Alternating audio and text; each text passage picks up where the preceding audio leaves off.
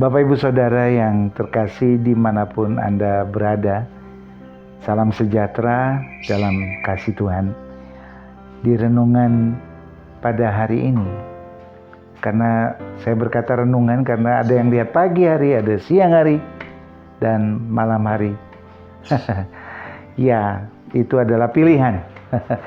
Tapi tema firman Tuhan atau renungan pada saat pagi hari ini atau siang hari ini atau malam hari ini terdapat di dalam 2 Korintus 1 ayat yang keempat, berbunyi, yang menghibur kami dalam segala penderitaan kami, sehingga kami sanggup menghibur mereka yang berada dalam bermacam-macam penderitaan dengan penghiburan yang kami terima sendiri dari Allah. Bagaimana mungkin masa depan yang begitu menjanjikan tiba-tiba Bapak Ibu Saudara berubah sedemikian rupa. Dan tentunya itu menyebabkan hati kita merasa tidak nyaman, bahkan tidak jarang ada yang terluka. Dan kita juga seringkali berpikir bahwa kenapa saudaraku, orang terdekatku membuat keputusan yang sangat buruk,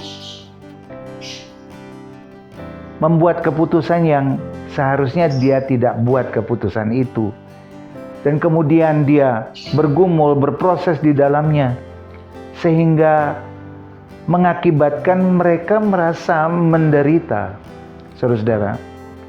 Dan tentunya proses itu ada efek sampingnya, perceraian, depresi, ada yang menjadi alkoholisme, kecelakaan yang traumatis, penyakit yang mematikan. Ya, karena memang mereka membuat pilihan itu, Bapak Ibu Saudara. Tetapi mari kita melihat di dalam 2 Korintus 1 ayat 3-6, Anda baca ya di rumah sebagai renungan juga.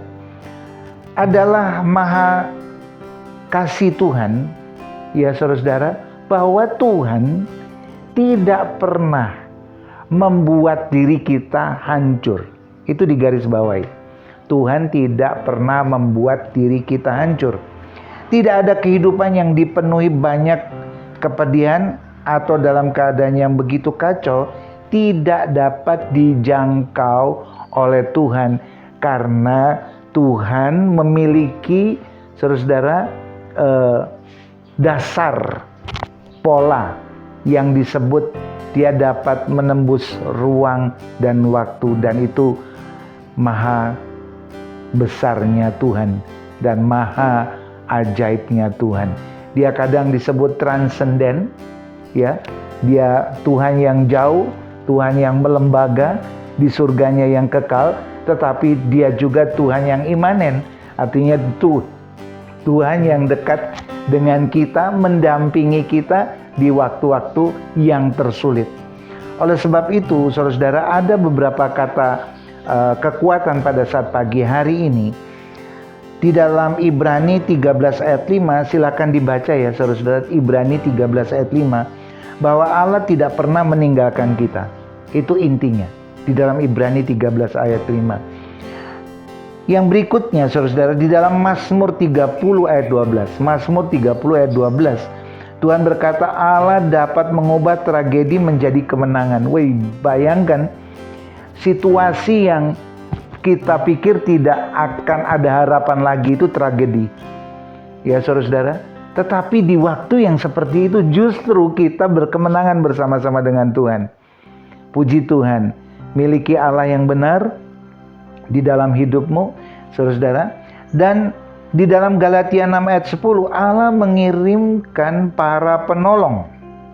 Ya, saudara-saudara, sekalipun ya Allah maha kuasa untuk menolong, tetapi dia juga dapat mengirimkan saudara-saudara lain yang kita tidak pikirkan bahwa dia akan menolong, tapi Tuhan bisa memerintah orang lain untuk menolong kita. Ya saudara-saudara, itu hal yang luar biasa, karena Tuhan juga suka dalam kehidupan bersekutu. Jadi ketika kita dalam situasi yang terpuruk, jangan pernah kita berkata bahwa semuanya sudah selesai. Tuhan datang akan menolong kita. Entah dia sendiri dengan keajaibannya ataupun dengan orang lain yang menolong kita. Yang berikutnya saudara-saudara, di dalam 1 Korintus 15 ayat 42-43, 1 Korintus 15 ayat 42 dan 43, Allah menyembuhkan semua kelemahan dalam kekekalan. Ya, saudara-saudara, karena keajaiban Tuhan bagi kehidupan kita, karena belas kasihan Tuhan bagi kehidupan kita. Saudara-saudara yang mendengar renungan pada saat pagi hari ini, jangan pernah menjadi orang yang berkata, aku bukan apa-apa dan aku tidak bisa apa-apa. Salah.